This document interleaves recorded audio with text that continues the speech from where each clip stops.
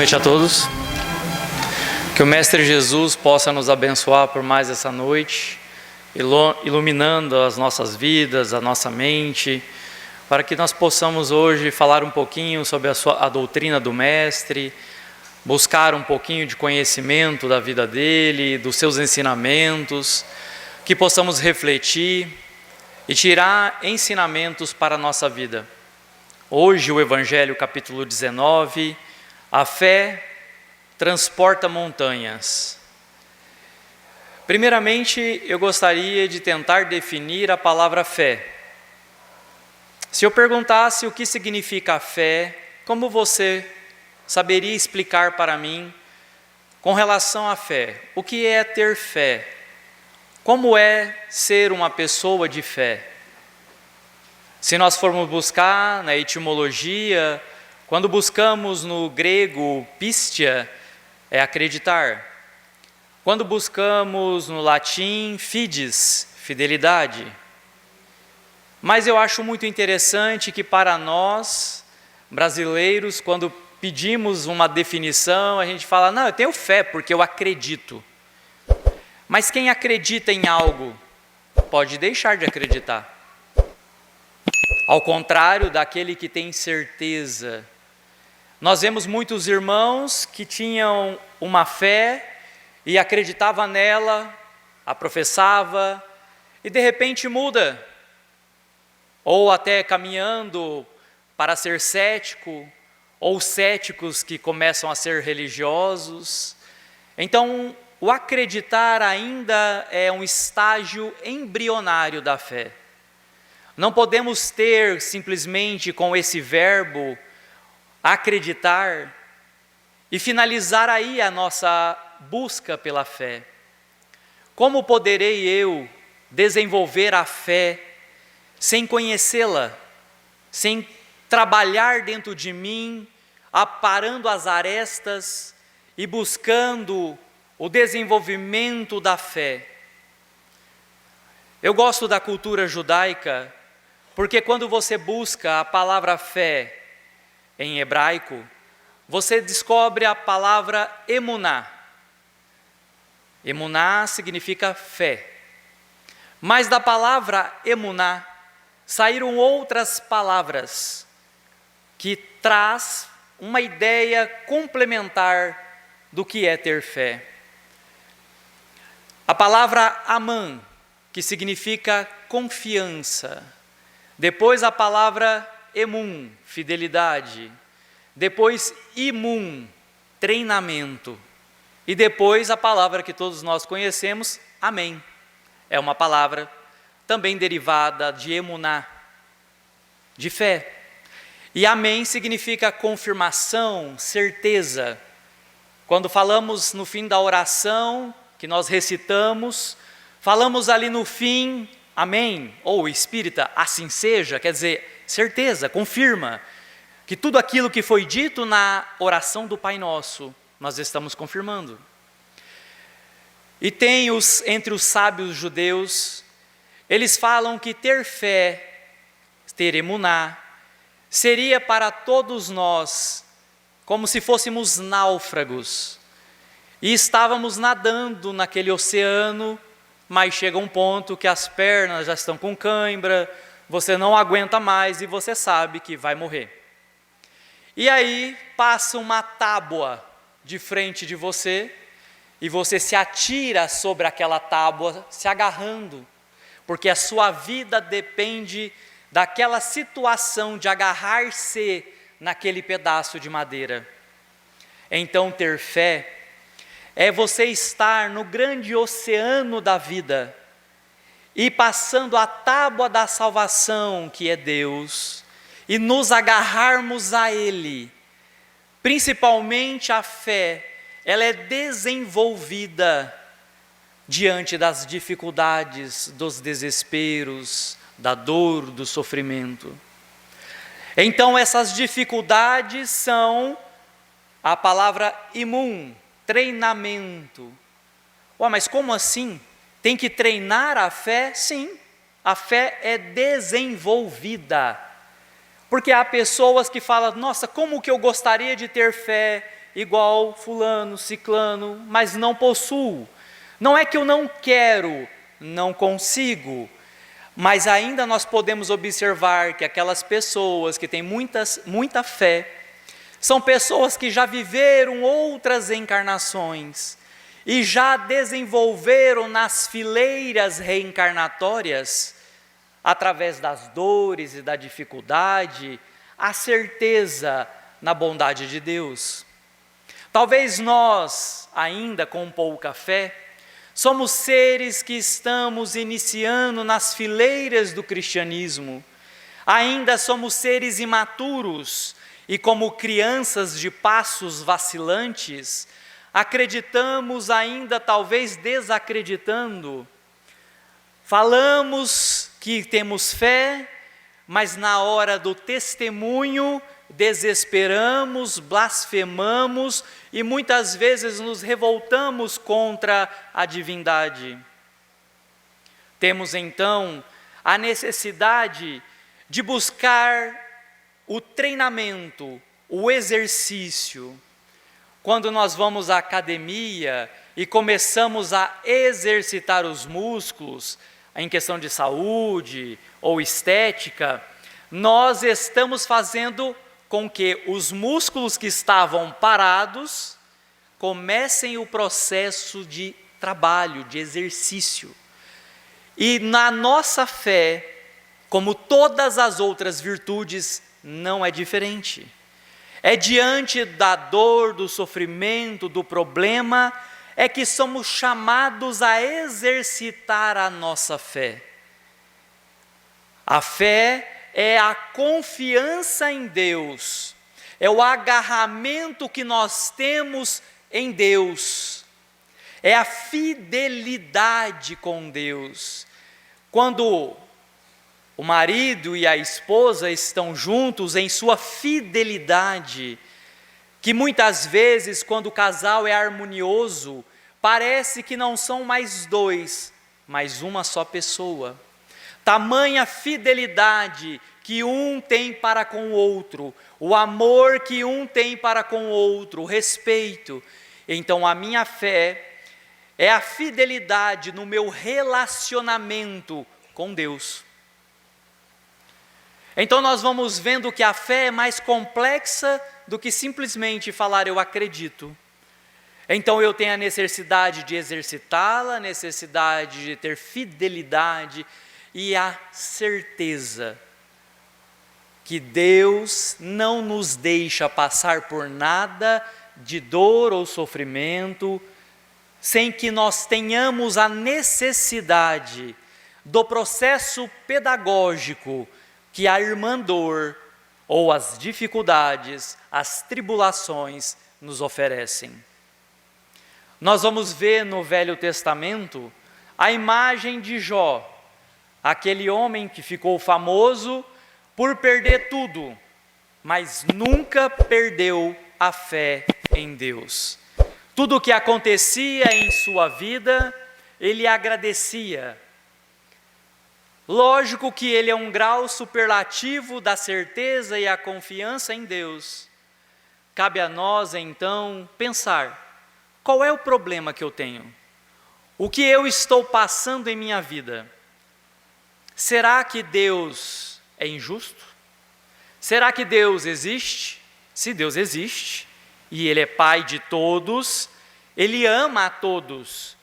Esse pai não é um pai terreno, que pode ter preferência entre os filhos. É um pai que ama a todos igualmente.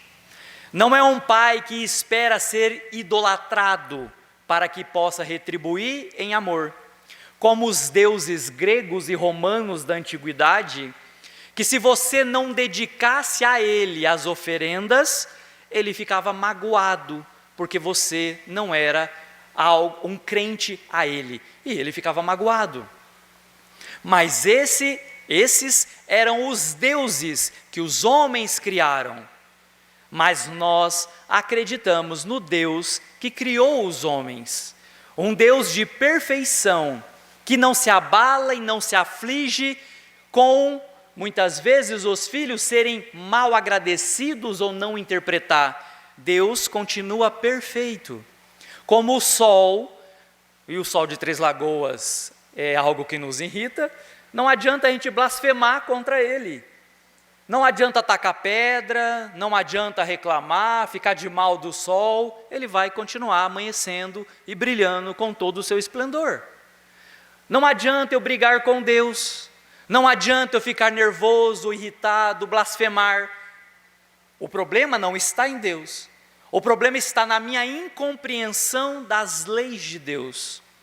Porque se eu sei que Deus é bom, Deus é justo e ama a todos, Ele jamais permitiria que algo acontecesse na minha vida que não fosse necessário para o meu processo evolutivo enquanto espírito. Nós temos que dilatar a compreensão e entender que esta vida neste corpo é transitório. Cadê as roupas que vocês usavam quando eram bebês, crianças, jovens? Onde estão? Jogaram fora, a grande maioria. Contrário da minha mãe, que tem minhas roupas de criança até hoje guardada. Mas a grande maioria joga fora. Então aquelas roupas já não nos servem mais. E os nossos corpos, com o passar das reencarnações, são corpos que ficam para trás. E este corpo também vai ficar. A beleza da juventude fica para trás. As doenças, as dores vão ficar para trás. Porque Deus quer que lapidemos o nosso espírito, porque o projeto de Deus é a iluminação das nossas almas, não os nossos corpos. Nós sempre citamos, cadê aqueles que Jesus curou? Jesus, o ser mais perfeito que passou pela terra, o nosso irmão que não tinha mácula, um ser de primeira grandeza que habitou terra para nos ensinar, e curou leprosos, coxos, cegos, moucos, e curou a todos. E o que aconteceu com aquelas almas que ele curou? Aqueles corpos morreram, porque a cura do corpo físico é uma ajuda, mas não é o objetivo de Jesus, porque Jesus é o médico das almas. Lógico que se eu tenho um problema físico e creio em Deus, que creio em Jesus, e peço com fé, e tendo merecimento, eu sou atendido. Eu posso receber a cura, a libertação, ou pelo menos que seja minimizado os impactos das minhas dores. Mas entenda, esta vida é tão breve, que esses dias nós estávamos na escola, no colégio, e hoje nós já estamos pensando no trabalho, amanhã na aposentadoria, e depois na reencarnação, e voltar de novo. Passa muito rápido. O tempo cronológico nosso não é o tempo de Deus. O que é uma vida diante da eternidade? Menos que um segundo. Então tudo que nós temos aqui na terra é transitório. O meu corpo não é meu, vai ficar na terra. A sua casa, seu carro, seu emprego, tudo vai ficar. E nada disso, dos materiais, você levará. Mas você levará consigo as virtudes desenvolvidas, o conhecimento adquirido, que este é um tesouro que nem a traça, nem a ferrugem, nem ladrões conseguem roubar. Tudo aquilo que alguém pode, em alguma circunstância, retirar de você, não é seu. Mas o seu conhecimento, a sua vida, ninguém tira. Porque as pessoas acham que o contrário da morte é vida. E não. O contrário da morte é nascimento. Porque vida é eterna. Você nasce e finda com a morte. Mas a vida permanece quando está encarnado e quando está desencarnado. Então, pensando na imortalidade da alma, é que a nossa fé tem que ser começada dentro dos trabalhos interiores, de conhecer a nós mesmos, buscando através de aparar as arestas, os nossos defeitos morais, entendendo as nossas vicissitudes, dificuldades, enfermidades morais, principalmente as morais, porque muitas vezes preocupamos com os irmãos que bebem, fumam, usam drogas, que são vícios do corpo, que prejudicam o corpo, atrapalham o espírito, mas pior são os vícios morais. Porque tem pessoas que quando morrem, deixam os vícios do corpo na terra, mas aqueles viciosos morais, quando passam para o mundo espiritual, carregam consigo a maledicência, a maldade, o ódio, o egoísmo, vaidade, todas as filhas desses defeitos morais, que são como grilhões, que são presos aos nossos pés, não permitindo assim que possamos alçar voos às esferas superiores, nos prendendo ainda em lamaçais de ignorância, nos prendendo ainda em terras inferiores, nos privando da evolução espiritual. Passamos pelas grandes transições, observamos o que vem acontecendo no mundo, e aí a gente escuta os irmãos falar, mas sempre teve guerra, sempre teve catástrofe, sempre teve problemas, mas não em tanta intensidade, não em tanta frequência. E nós vamos vendo que a terra convulsiona pelo desequilíbrio humano, que acaba interferindo nas leis da natureza. E a natureza, a nossa grande mãe, ela vai começar a cobrar e a nos ensinar, a preocupar e a valorizar o meio onde nós vivemos. Como dizem os nossos irmãos católicos, nós temos que preservar a casa comum, que é o planeta Terra. O planeta Terra é a casa de todos.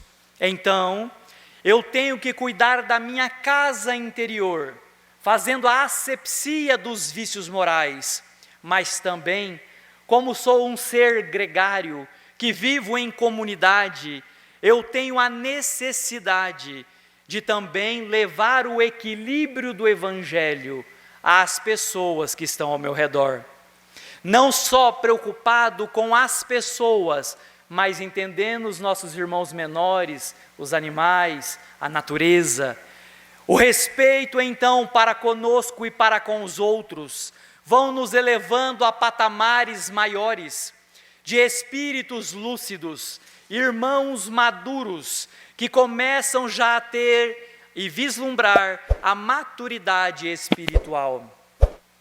Cabe a todos nós, então, a busca de Jesus, este irmão que veio à terra sem dever nada, passou por todo tipo de privações, acusações, foi chicoteado, flagelado, levado ao extremo da dor.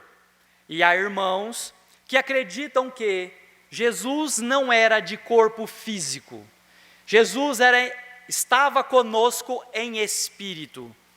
E nós, espíritas, não acreditamos nessa teoria. Jesus estava conosco, encarnado em corpo físico, porque eu poderia ser Jesus se falasse para mim, vai lá que você não vai sofrer nada. Eu ia falar, crucifica então, gente, bate prego em tudo quanto é lugar. Se não é para sentir dor, até eu vou. Agora, se fala que vai sentir dor, nem com a agulha eu ia. Agora, eles pegavam cravos de 20 centímetros para te pregar em uma trave tosca, porque a gente acha que a cruz de Jesus era toda, o marceneiro foi lá, alisou a madeira perfeita, né? A gente tem essa, não, era uma madeira tosca. Imagina quando você é erguido na cruz, e o peso do corpo cede, e os cravos estão te prendendo ao madeiro, a costa já está toda destruída pela flagelação, daí o nome que vem de flagrum, é um chicote romano de várias pontas, com pedras ou metais ou ossos na ponta, que era para bater e rasgar.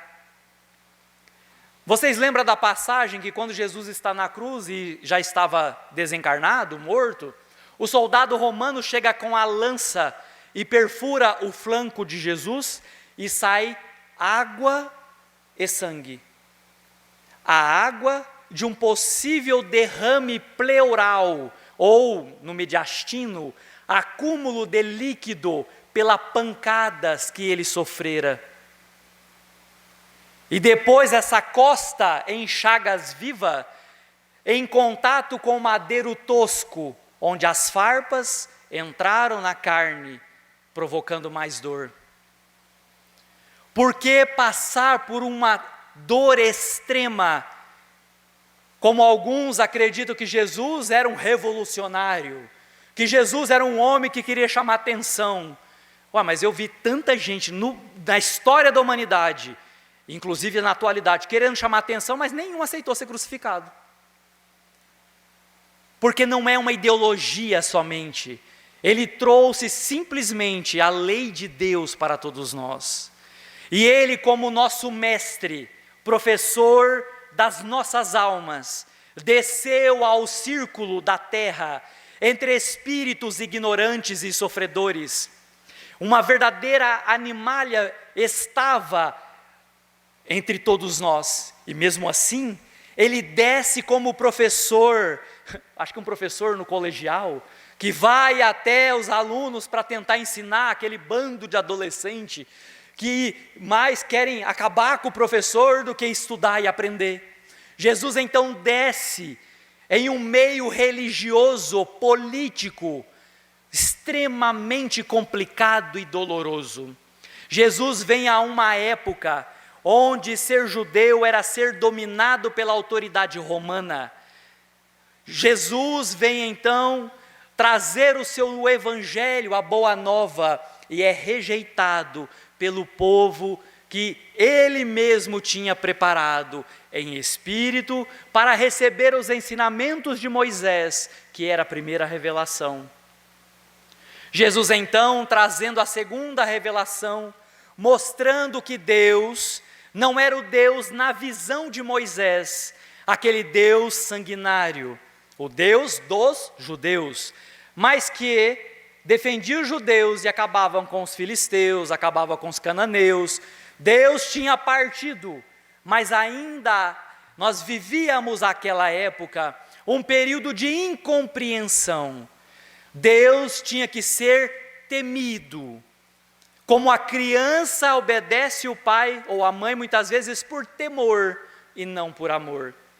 Quando cresce e se torna mais lúcido, compreende as orientações dos pais e as aceita.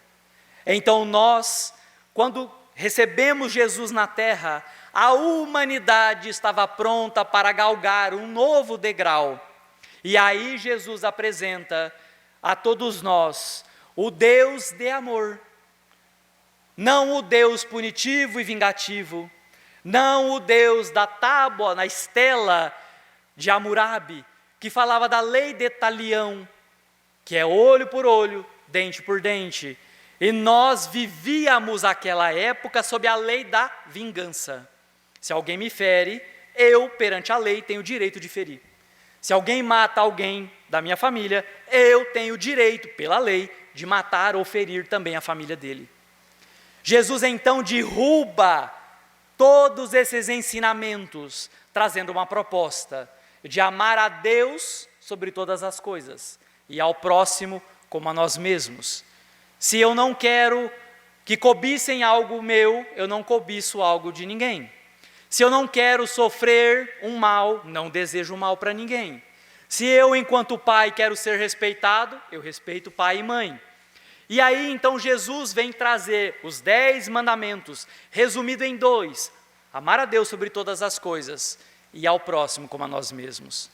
Então, eu não posso mais vingar do meu próximo, porque se eu não quero nada de mal na minha vida, não desejo e não faço e nem penso mal a ninguém. Então, Jesus inicia uma nova era, Tanto foi que grandes homens e grandes nomes marcaram a história da humanidade. Mas segundo Ernesto Renan, imortal da Academia Francesa de Letras, ele vai trazer que nenhum homem dividiu a história da humanidade como Jesus, entre antes e depois da sua vinda.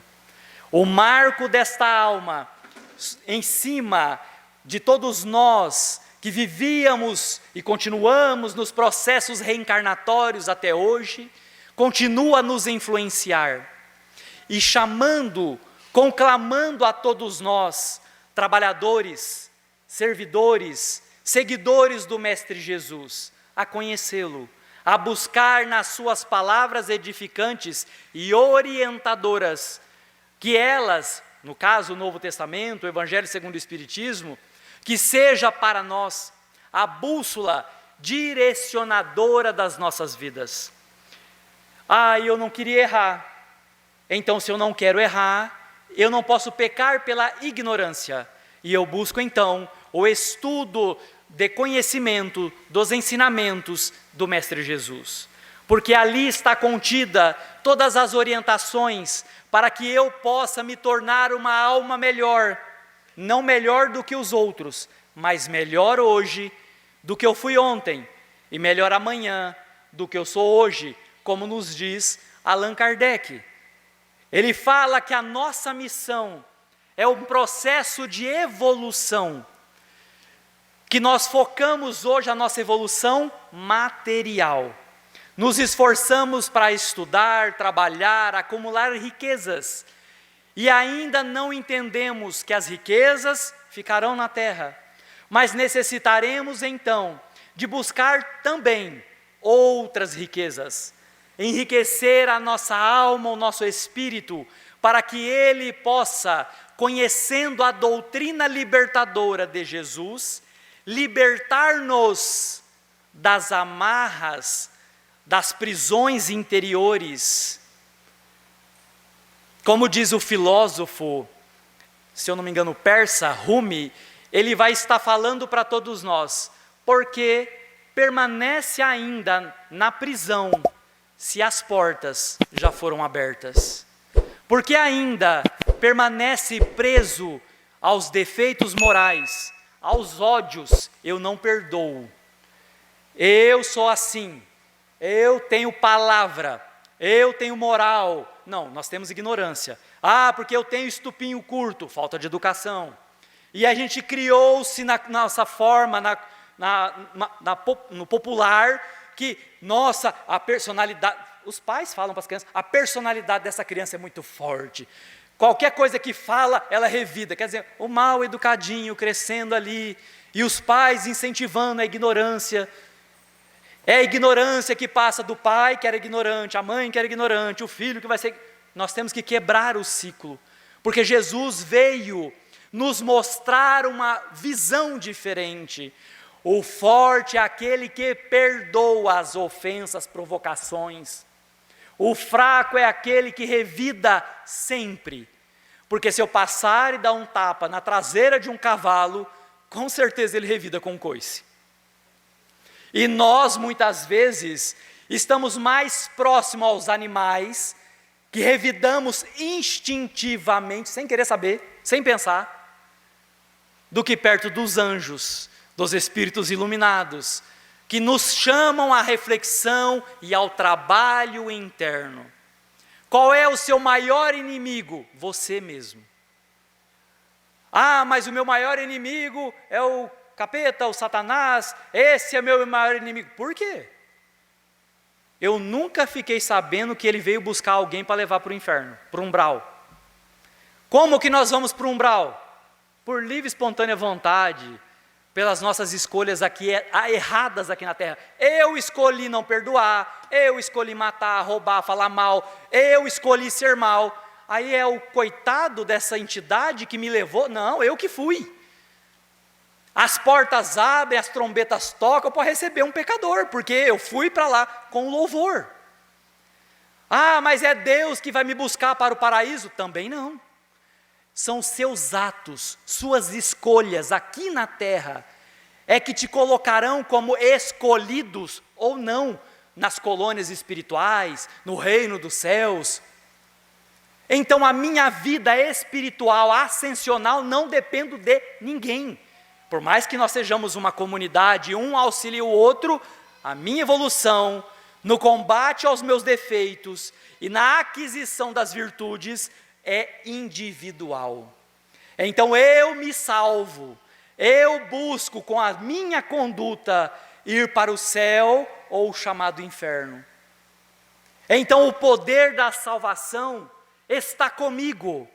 Eu não dependo, imagina se eu dependesse de vocês para me salvar, ou vocês se dependessem de mim para salvar. E aí eu fico de mal de vocês, falando, vocês não vão salvar agora, porque eu não quero. Ninguém vai ficar tudo aqui comigo sofrendo. Então não teria justiça. Então há o mérito no trabalho, no estudo e no esforço próprio, de melhorar-se, auxiliando os nossos irmãos em curso. Porque muitas vezes nós pregamos o Evangelho de Jesus melhor na nossa vivência do que aqui na tribuna. Porque as pessoas que olham para os espíritas e falam assim, lá, diz que é espírita, mas é doido, é desequilibrado, briga com todo mundo, fala mal de todo mundo. A pessoa já olhou e falou assim, o espiritismo não deve ser bom, porque é lá. Então eu levo o nome do espiritismo onde eu chego.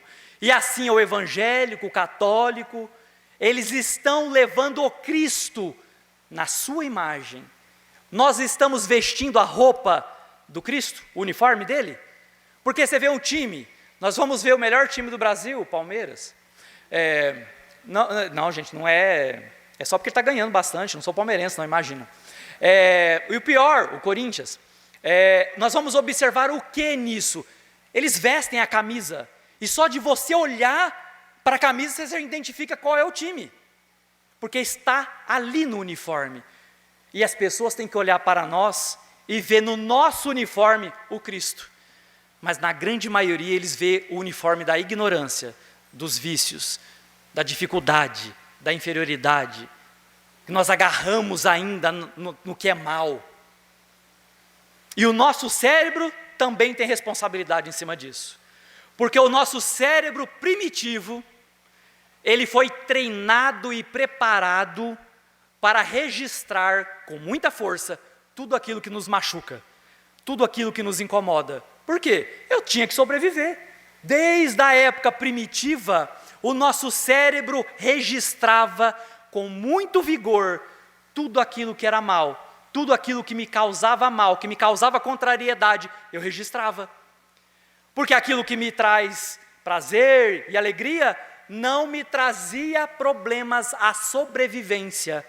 Então o cérebro ficou treinado a registrar aquilo que me faz mal, aquilo que me põe em perigo. E aí as pessoas me ofendem. E o meu cérebro primitivo se agarra, porque aquilo me magoou, porque aquilo me ofendeu, e eu não perdoo, e nós estamos ainda funcionando com o cérebro primitivo, que nem massa cinzenta tinha. Então temos que começar a entender, se eu sou seguidor do Cristo, eu visto a camisa. Se eu sou seguidor do Cristo, eu tenho a certeza que Ele não me abandona. Mesmo diante do obstáculo, da dor, da dificuldade, do problema que seja, eu tenho certeza que eu não estou sozinho. E eu também tenho certeza que era para ser pior. Toda vez que me acontece uma coisa, eu falo, era para ser pior, e com certeza a espiritualidade pôs a mão, e o que era para acontecer talvez 100%, acontece 10%. Nós vamos ver a história daquele irmão espírita que perdeu em um acidente de trabalho o dedo. E ele foi muito triste, reclamar na casa espírita, porque ele perdeu o dedo. E aí chegou lá no momento do acolhimento fraterno, na entrevista, e o dialogador conversando com ele, era médium, e o mentor espiritual fala, avise-o, que era para ele ter perdido a mão inteira, mas pela caridade, pelo trabalho, pela renúncia, ele ganhou a oportunidade de perder somente um dedo. Então, o que acontece nas nossas vidas, se não fosse a intercessão dos bons espíritos, nós estaríamos sendo destruídos. E nós temos a bondade de Deus, através desses espíritos protetores, anjos guardiões, que estão conosco, a nos proteger e a nos iluminar. Tenhamos fé, a certeza em Jesus e no seu amor, que Ele não nos abandona, que mesmo diante das noites sombrias, do desespero, da perda de um ente querido, dos momentos de ansiedade e depressão, onde não estamos enxergando a luz no fim do túnel, Jesus é para nós essa luz, que vai estar sempre como um farol, a guiar nós, como navios perdidos no mar bravio do desespero e da ignorância, da depressão, das dores e do sofrimento. Ao longe enxergamos a luz, que nos chama a largar tudo para trás e seguir essa luz, que nos levará ao porto seguro das nossas vidas, onde não haverá dor, onde não haverá sofrimento, porque toda dor e sofrimento tem prazo de início e término, mas as alegrias celestes, prometidas pelo Mestre Jesus, entrará em nossos seres e trará a felicidade plena aos nossos espíritos. E que o Mestre Jesus esteja conosco, a iluminar a cada um de nós, hoje, agora e sempre, que assim seja.